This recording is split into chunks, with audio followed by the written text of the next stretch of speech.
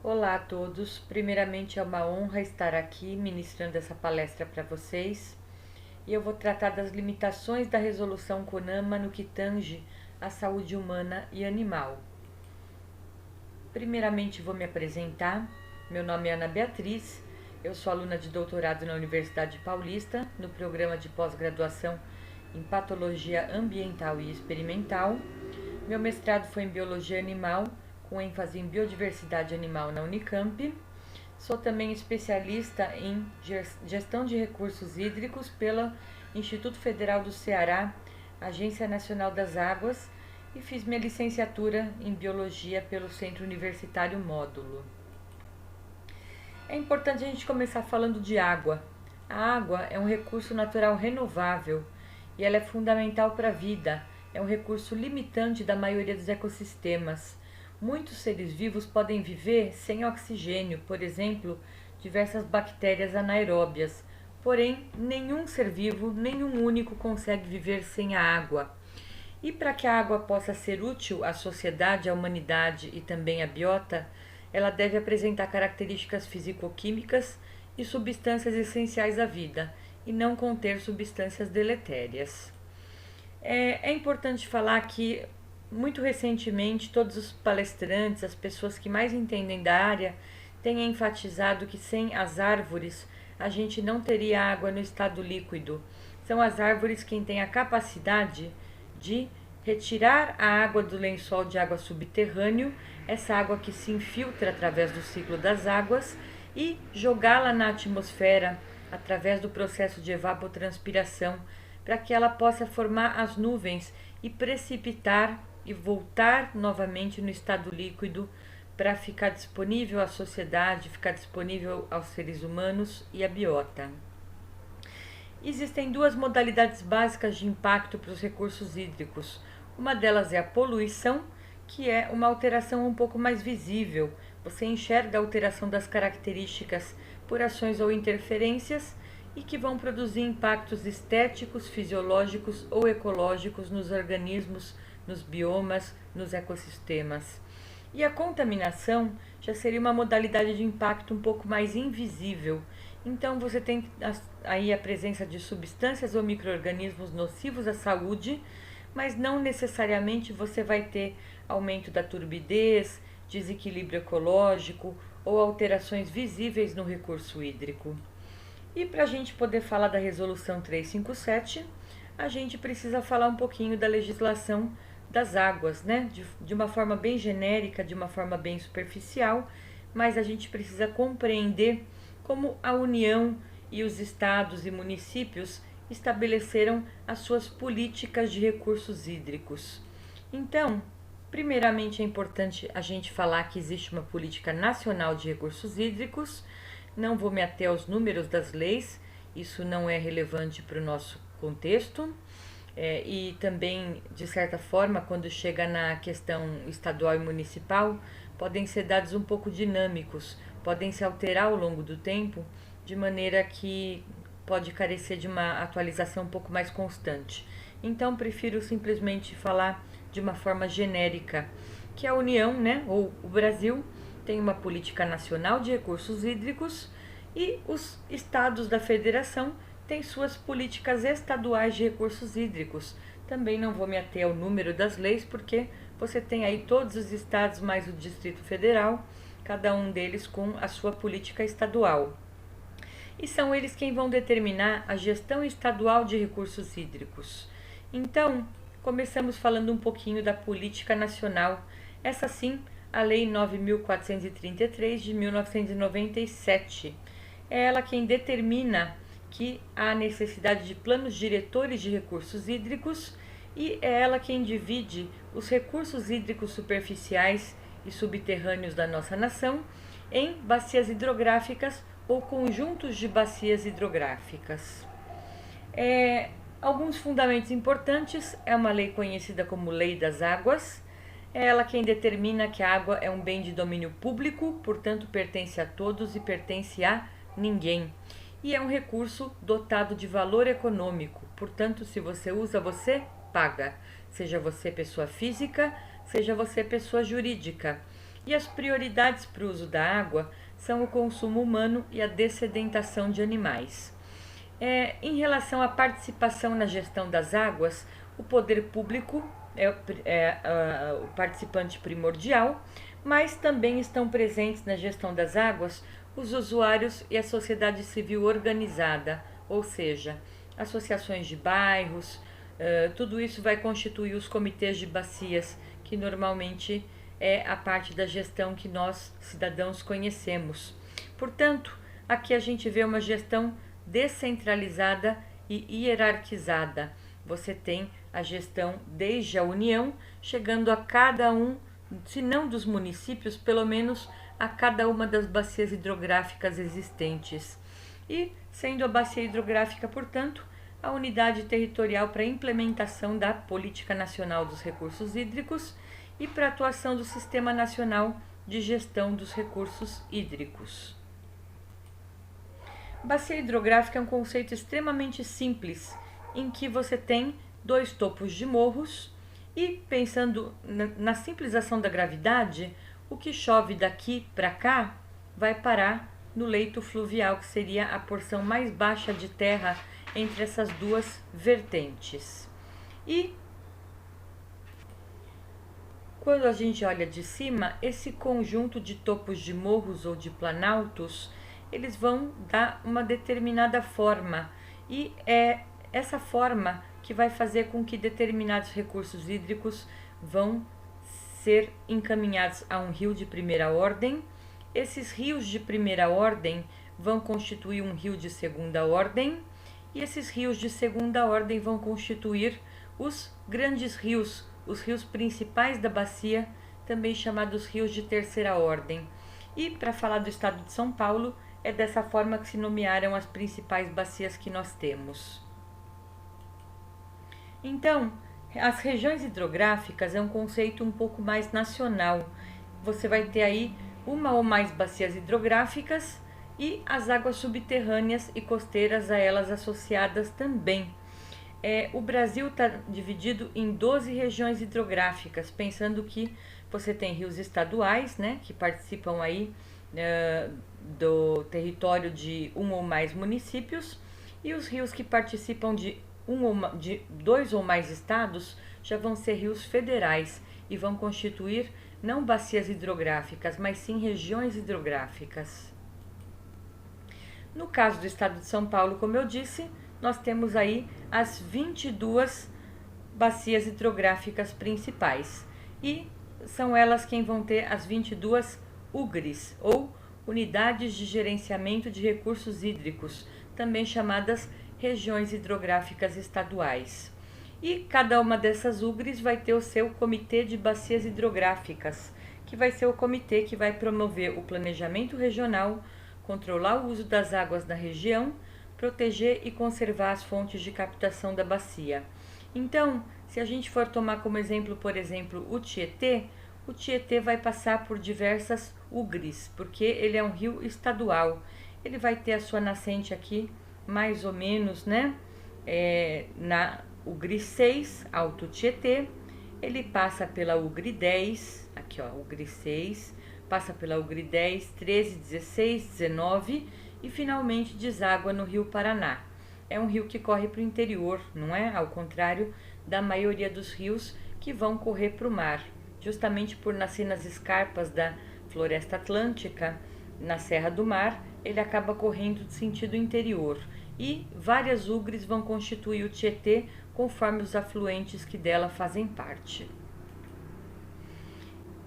Algumas diretrizes são importantes para o enquadramento dos recursos hídricos em classes de usos. Então, o planejamento de determinado corpo hídrico, seja ele o Tietê, que eu usei como exemplo, ou qualquer corpo hídrico que você possa conhecer, ele é definido de acordo com o seu uso. E, na verdade, isso é um conceito bastante teórico, porque as bacias hidrográficas são classificadas de acordo com o objetivo de uso e não de acordo com a qualidade do recurso hídrico. Dessa forma, caso a bacia hidrográfica tenha uma qualidade inferior dos recursos hídricos ao do planejamento, estabelecem-se metas que visam a melhoria da qualidade da água. E são essas gestões, essas ações de gestão dos comitês de bacias, por exemplo, gestões essas que vão ter a ver inclusive com a cobrança do recurso hídrico, e essa cobrança acaba gerando verba a fim de melhorar a qualidade do recurso hídrico. Elas vão se basear nas metas que são determinadas para esses corpos hídricos, para que eles possam ser utilizados da maneira em que se espera que eles possam atender aquela região. Então, a resolução CONAMA, finalmente, objeto da nossa palestra, não é? É ela quem vai fazer o enquadramento dos corpos hídricos. É ela quem vai determinar os padrões e parâmetros dos corpos hídricos para que eles possam, atendendo a esses padrões e parâmetros, se enquadrar em determinadas categorias de uso. Ela harmoniza também com o Ministério da Saúde. Antigamente também ela contemplava os efluentes, que posteriormente acabaram recebendo uma resolução própria apenas para eles.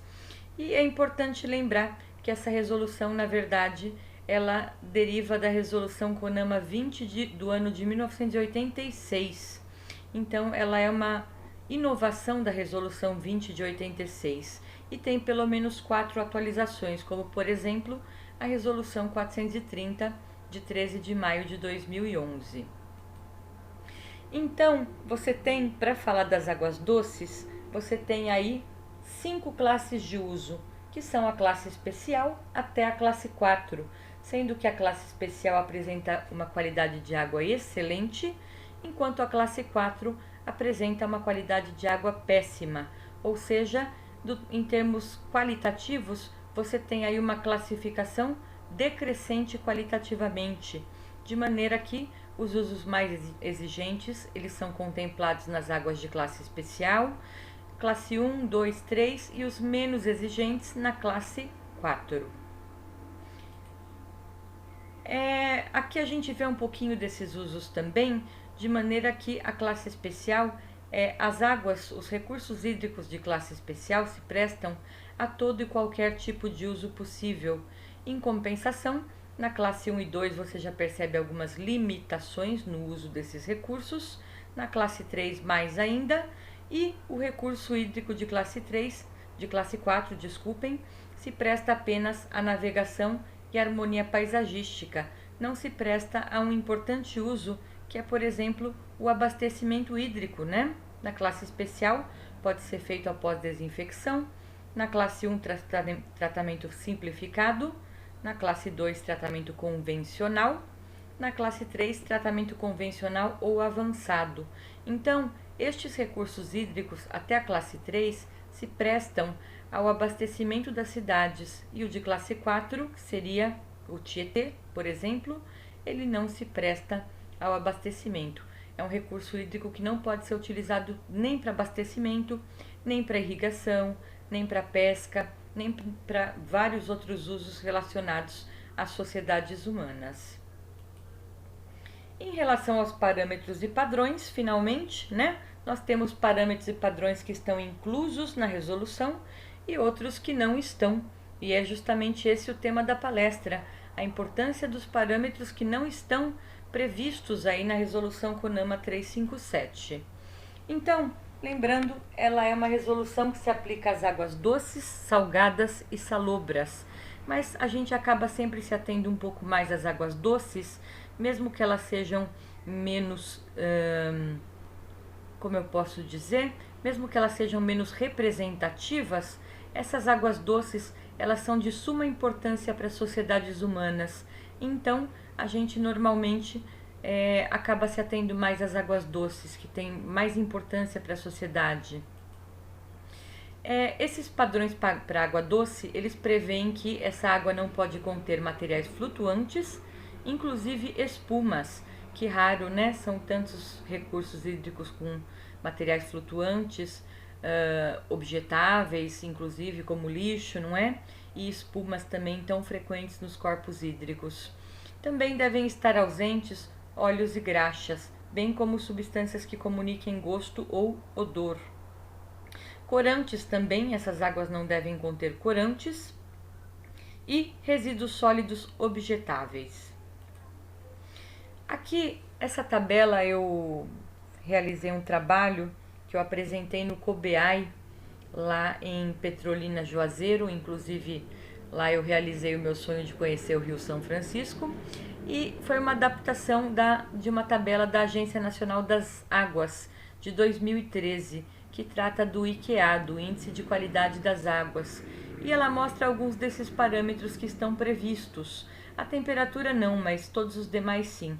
A turbidez, ou seja, né, o quanto esses corpos d'água podem estar turvos ou não, que indica a quantidade de partículas, a quantidade de materiais que você tem em suspensão nesse corpo hídrico, o pH, o oxigênio dissolvido, o nitrogênio, seja ele em qualquer uma das suas formas, o fósforo e os coliformes. Então, todos esses são parâmetros e padrões que estão previstos. Eu não vou entrar em números, também não é o nosso objetivo. Nosso objetivo é tratar mesmo desses parâmetros, padrões e pensar no quão necessário seria que eles fossem ampliados do ponto de vista analítico, não é? Mas esses são alguns dos padrões previstos. Então, a gente consegue prever, dentre eles, muitos indicadores de poluição, inclusive, como, por exemplo, o nitrogênio, o fósforo e os coliformes. Todos eles são indicadores de poluição. Lembrando ainda que esses padrões são muito dinâmicos, porque o simples fato de a água ciclar já vai fazer com que, quando eu tenho maior quantidade de água, eu tenho menor turbidez, por exemplo. Quando eu tenho mais movimentação de terra, eu tenho maior turbidez. Quando eu tenho chuvas, eu vou ter todos esses elementos diluídos também.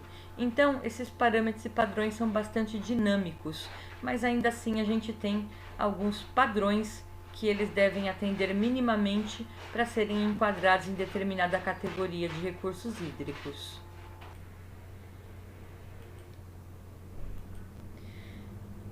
Em relação à poluição, então, poluição, voltando, né, ao nosso conceito, poluição, contaminação.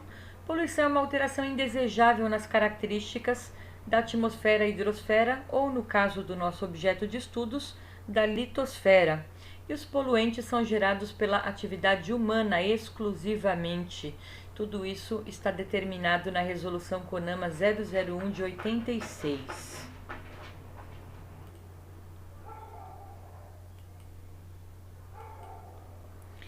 Em relação à qualidade da água, então, determinados poluentes eles podem acabar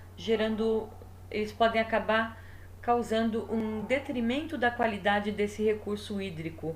Por exemplo, quando chove, você vai ter a adição de substâncias calcárias, magnesianas, ferruginosas, substâncias em suspensão que aumentam a turbidez do recurso hídrico.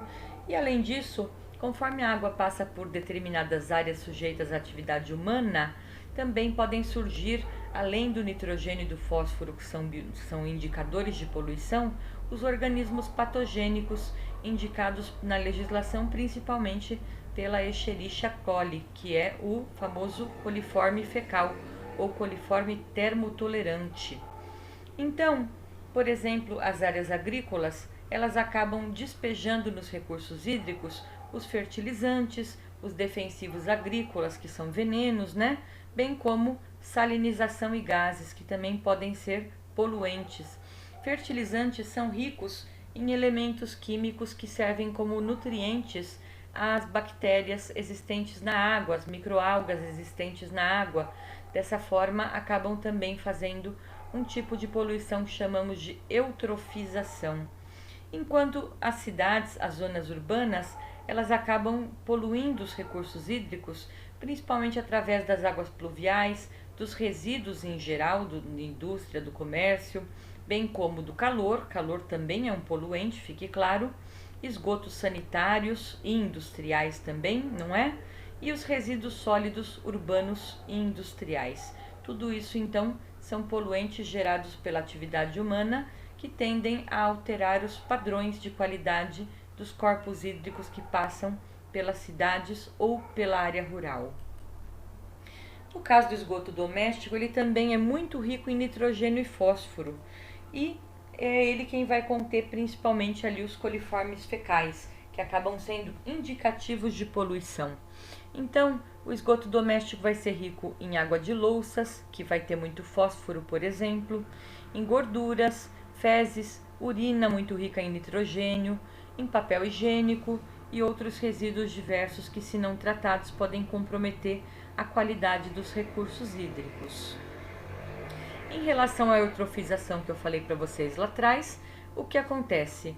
Elementos como nitrogênio e fósforo, tenham eles vindo de esgotos sanitários, tendo eles vindo de fertilizantes, quando em grandes quantidades nos recursos hídricos, eles vão servir de alimento para essas algas e elas acabam fazendo uma proliferação excessiva e tendo uma alta taxa de consumo de oxigênio. Dessa forma, outras formas de vida não conseguem sobreviver nesse recurso hídrico. Então dizemos que esse corpo d'água fica eutrofizado. Vale lembrar que esses elementos estão presentes naturalmente, eles fazem parte dos recursos hídricos, porém, em grandes quantidades, é uma tendência que pode acontecer com os recursos hídricos. A eutrofização, ela tem algumas consequências também, como por exemplo, a morte dos rios devido à depleção ou à queda da quantidade de oxigênio dissolvido. A própria maré vermelha, que nem sempre é vermelha e nem sempre é no mar, fique claro, não é? Ou seja, ocorrem florações ou grandes multiplicações dessas microalgas e elas podem, em alguns casos, inclusive, produzir toxinas, algumas delas deletérias à saúde humana. E ainda o desmatamento que a gente falou lá atrás pode causar o assoreamento dos corpos hídricos, porque, como você sabe, né, água mole e pedra dura tanto bate até que fura. Imagina você à margem de um rio sem as matas ciliares. Todo esse solo, ele acaba indo parar no leito do rio e com isso você vai ter o processo de assoreamento ou indisponibilidade das águas superficiais devido à ocupação do leito dos rios por solo. E a contaminação, gente? Contaminação é um negócio extremamente importante do ponto de vista da saúde pública. Para vocês terem uma ideia, 80% das doenças nos países em desenvolvimento como o nosso são ocasionadas pela contaminação da água. E água contaminada, ela está presente no globo terrestre inteiro, ou seja, apenas 30% das pessoas no mundo têm água tratada. Todas as demais ficam sujeitas a utilizar águas in natura, que muitas vezes podem estar contaminadas. Por isso que a gente sempre fala que uma água límpida, uma água limpa, não necessariamente ela é uma água potável, não é? Aquela água de poço, de mina, limpinha normalmente, ela não necessariamente é potável, ela pode estar contaminada, mesmo que não esteja poluída. E, só para a gente ter uma ideia, no Brasil, as doenças associadas ao saneamento ambiental inadequado causam 29,5% dos óbitos, ou 1/3 das mortes dos brasileiros são associadas à falta de saneamento ambiental, ou seja, basicamente, coleta de esgoto e água tratada. Existe uma enorme importância epidemiológica relacionada à contaminação. Mais ou menos 24% da carga mundial de doenças e 23% das mortes no mundo podem ser atribuídos a fatores relacionados ao ambiente. E isso a gente já vê, né, que é uma taxa muito alta, mas a gente ainda vê uma grande diferença entre países desenvolvidos e em desenvolvimento. Em países em desenvolvimento, como o nosso, a mortalidade vai ser de 25% ou 1/4, enquanto em países desenvolvidos, essa mortalidade ela já pode ser de 17% ou menos de 1/6. São dados então da Organização Pan-Americana de Saúde de 2007. Podem ter piorado bastante de lá para cá.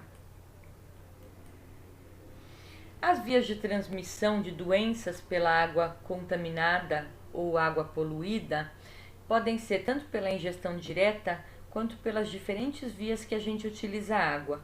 preparo de alimentos, higiene pessoal, agricultura, aquicultura, higiene ambiental, né? Esquistossoma, por exemplo, que tem a ver com a higiene ambiental. Vários eumintos também, geoeumintos podem ser transmitidas pelo solo, não é? Processos industriais e até mesmo atividades de lazer, seja ele o lazer primário, em que há o contato direto com a água, como atividades de lazer de contato secundário, que seria a própria navegação, caiaque, iatismo, em que pode haver respingo nos banhistas. Tudo isso são vias de transmissão de patógenos relacionados, associados à água. Em relação aos coliformes, a Resolução 357 prevê sim um determinado limite para os coliformes. Então, conceitua os coliformes, bactérias gram-negativas em formas de bacilo, que crescem em temperaturas de 44, 45 graus ou mais, fermentam a lactose, estão presentes nas fezes humanas e de animais homeotérmicos, ou de temperatura, né, animais de sangue quente, como a gente fala, porém também podem estar presentes no ambiente em pequenas quantidades. Então, os coliformes, na verdade, são indicadores. Se eu tenho coliforme, eu tenho um indicador de material fecal. Considerando que algumas doenças elas têm um potencial de veiculação hídrica através da rota orofecal, ou seja, das fezes de um entrando pela boca de outro, a presença desses indicadores revela uma potencial presença de patógenos, de micro-organismos ou eumintos causadores de doença. Por isso a importância desse parâmetro.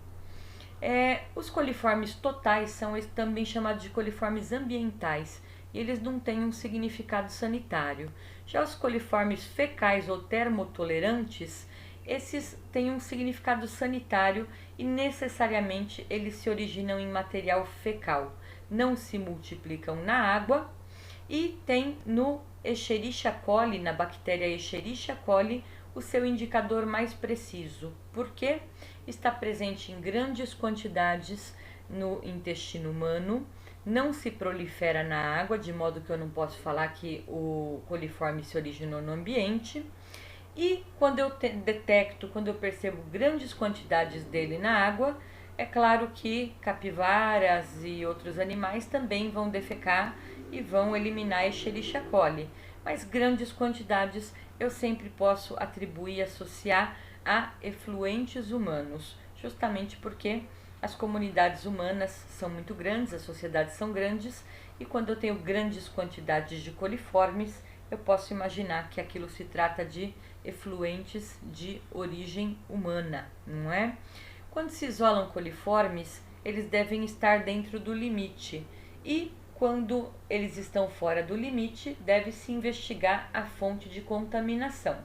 No caso da água potável, da água para o consumo humano, ela não deve ter a presença de coliformes. E no caso de serem isolados os coliformes, sejam eles totais ou os termocolerantes, ou seja, sejam eles os coliformes ambientais ou os coliformes fecais, é importante que se realizem ensaios confirmativos, ou seja, análises em laboratório, até isolar o E. coli e inspeções sanitárias até que não seja mais detectado o coliforme. Uma coisa interessante é que para esses parâmetros físico-químicos e microbiológicos existe um kit chamado EcoKit da AlphaKit, a empresa que produz o kit, e esse kit é um kit muito simples para análises in loco e que tem rendido para o nosso grupo de pesquisa uma grande taxa de publicações, justamente por ser rápido, fácil, ter um custo relativamente acessível e ser recomendado inclusive pela Embrapa para áreas onde você tem distância de laboratórios, por exemplo, onde você não consegue fazer uma análise mais aprofundada. Esse kit ele trabalha por escala colorimétrica, ou seja, depois dos reagentes, eu identifico numa escala colorimétrica qual é o índice que eu tenho daquele reagente e o nível daquele indicador no corpo hídrico. E no caso tem ainda, para identificação dos coliformes, aqui as bolinhas azuis são colônias de coliformes totais e as bolinhas vermelhas são colônias de coliformes fecais, para vocês terem uma ideia. Então ainda tem esse material, né, que é o Colipaper, que possibilita a análise de coliformes em recursos hídricos. Nesse caso, esse recurso aqui estava bastante contaminado, como vocês podem imaginar. Aqui é o resultado de uma análise que a gente realizou no Rio Jundiaí.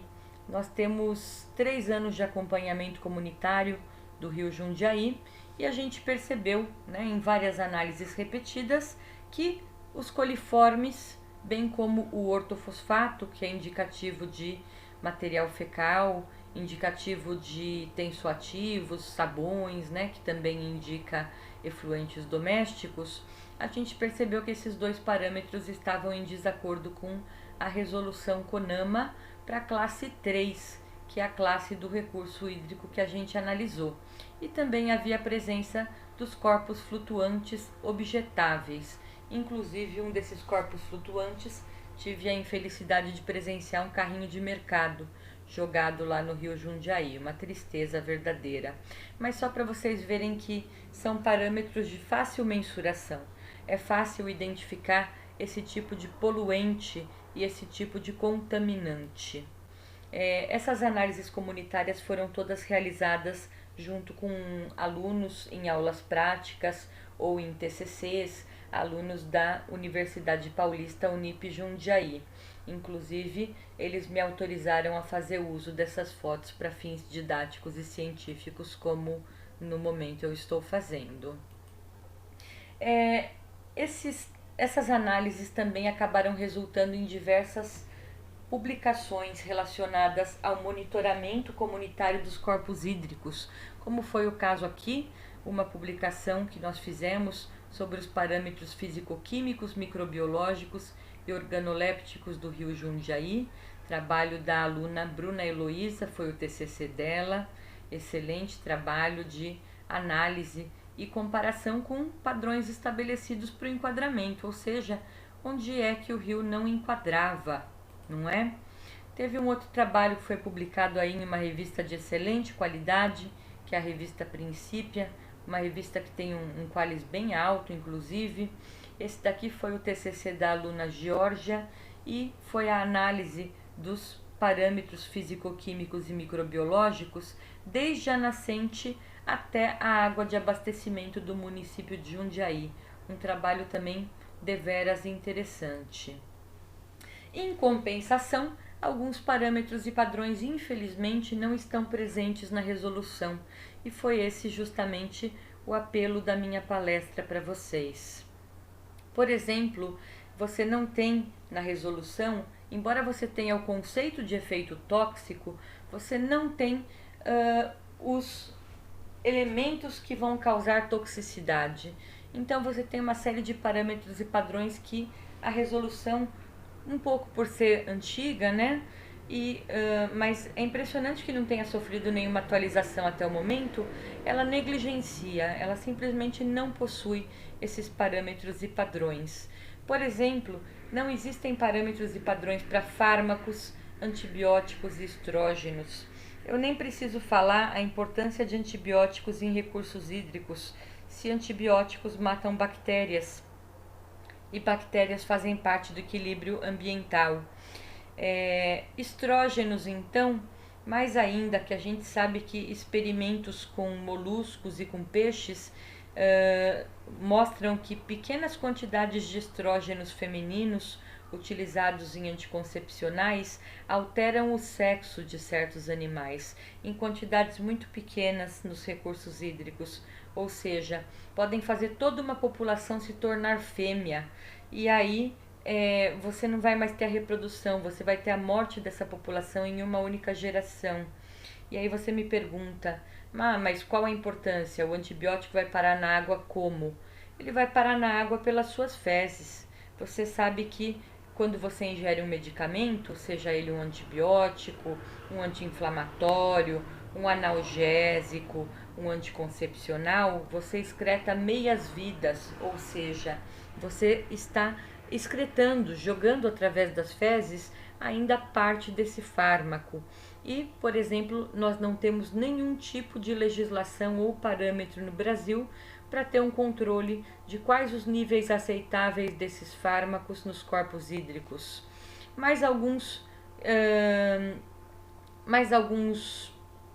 como eu posso dizer, poluentes para os quais a gente não tem parâmetros e padrões.